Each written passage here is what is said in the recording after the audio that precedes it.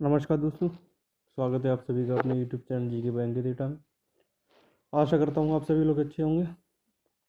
बात करूँ आज की वैकेंसी की, तो ये आपकी जो वैकेंसी है एक बहुत ही अच्छी वैकेंसी है उन बच्चों के लिए जिन्होंने 10th पास कर रखा है। बात करूँ इस वैकेंसी की, जो मिनिमम एज रहने वाली है वो 17 ईयर्स रहने वाली है। पोस्ट भी आपकी अच्छी खासी निकली हुई है, मर्चेंट नेवी में ये आपकी वैकेंसी है। तो इस वैकेंसी के बारे में अगर आप पूरी डिटेल जानना चाहते हैं, किस तरीके से आप इसमें अप्लाई कर पाएंगे, क्या क्या क्वालिफ़िकेशंस हैं, क्या क्या सिलेक्शन प्रोसेस रहने वाला है और अन्य चीज़ें, उन चीज़ों को देखने के लिए वीडियो में एंड तक बने रहे। मैं आपका एक एक डाउट क्लियर करूँगा, लास्ट में बताऊँगा आप किस तरीके से इसमें अप्लाई कर पाएंगे। चलिए वीडियो की शुरुआत करते हैं बिना किसी देरी के साथ।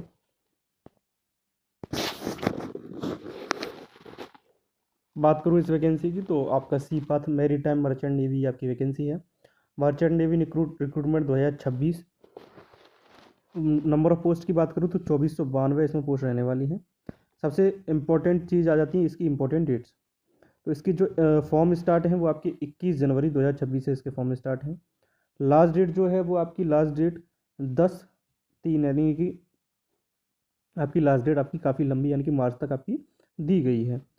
और अगर एप्लीकेशन फ़ीस की अगर मैं बात करूँ तो आपकी general, OBC, EWS, SC, ST और अदर कैटेगरी की सारी जो कैटेगरी है उनकी जो फ़ीस रहने वाली है वो मात्र 100 रुपये रहने वाली है। ठीक है।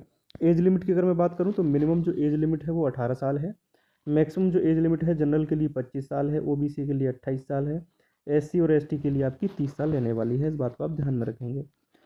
एजुकेशनल क्वालिफिकेशंस की अगर मैं बात करूँ पोस्ट वाइज, तो डेक रेटिंग की 209 पोस्ट हैं और इंजन रेटिंग की आपकी 766 पोस्ट हैं। इसमें आपका 10th पास मांगा गया है। जिन बच्चों ने 10th पास कर रखा है वो इसमें अप्लाई कर पाएंगे।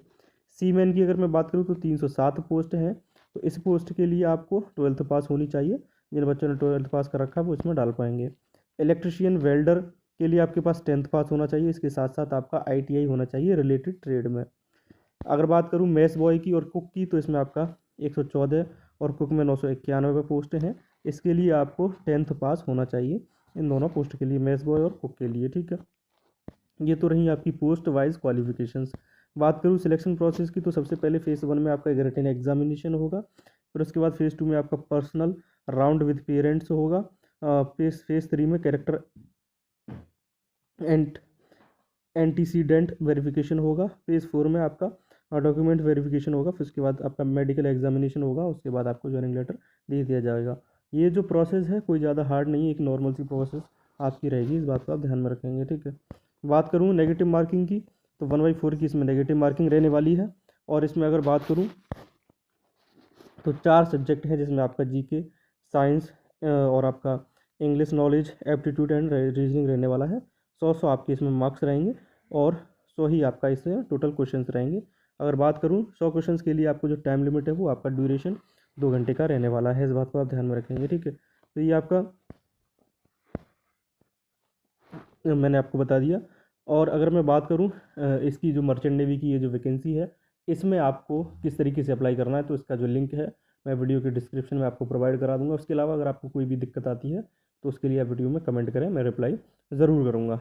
ठीक है। मिलते हैं अपने अगली किसी वीडियो में। तब तक के लिए चैनल को सब्सक्राइब कर दीजिए और अपना ध्यान रखिए। धन्यवाद।